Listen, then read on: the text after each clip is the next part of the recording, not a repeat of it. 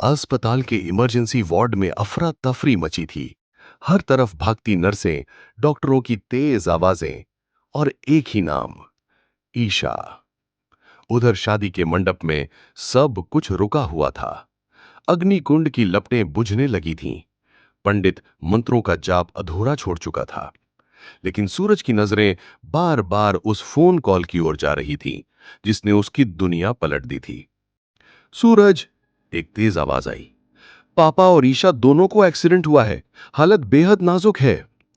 एक पल के लिए सूरज जैसे जड़ हो गया। उसके कानों में शोर बंद हो गया। सिर्फ ईशा की मुस्कान, उसकी बातें, उसका स्पर्श, सब एक एक करके उसकी आंखों के सामने घूमने लगे। अगले ही पल, बिना किसी से कुछ कहे, सूरज उठा, अपनी शादी का मंडप छोड़कर पागलों की तरह अस्पताल की ओर दौड़ पड़ा। अस्पताल पहुंचते ही सूरज का दिल धड़कने लगा। उसने डॉक्टर से पूछा, कैसे हैं वो? प्लीज बताइए कुछ। डॉक्टर ने गहरी सांस ली और कहा, आपके पिताजी अब खतरे से बाहर हैं, लेकिन लेकिन क्या? सूरज की आवाज कांपने लगी। अब ईशा की हालत बेहद गंभीर है।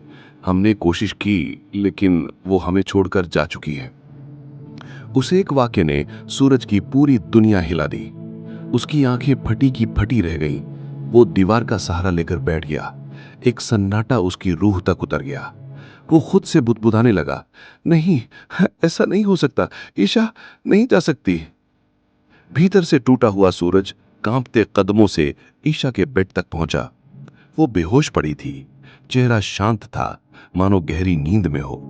लेकिन सूरज की नजर एक चीज पर जाकर ठहर गई। उसकी हथेली पर लगी मेहंदी, जिस पर लिखा था सूरज। उसने ईशा की हथेली को अपने सीने से लगाया और फूट फूट कर रोने लगा। ईशा, देखो, मैं आ गया, तुम्हारा सूरज। प्लीज वापस आ जाओ।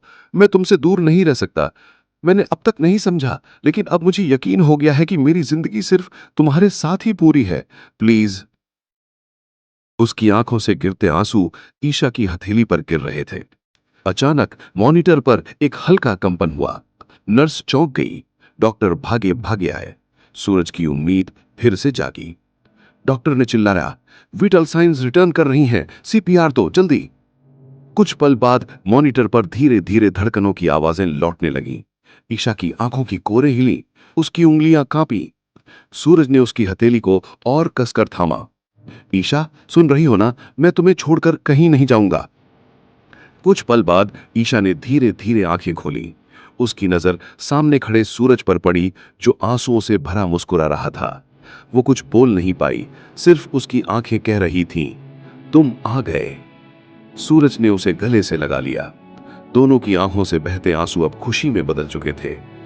सूरज ने कमरे में मौजूद सभी लोगों के सामने खड़े होकर एक मजबूत फैसला लिया।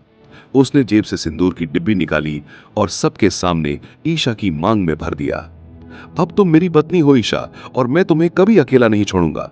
जो गलती अब तक की, अब दोबारा नहीं करूंगा। ईशा ने नम आंखों से सिर हिलाया। इस बार उनकी कहानी अधूरी नहीं रही। एक नई शुरुआत के साथ वो दो दिल एक हो चुके थे।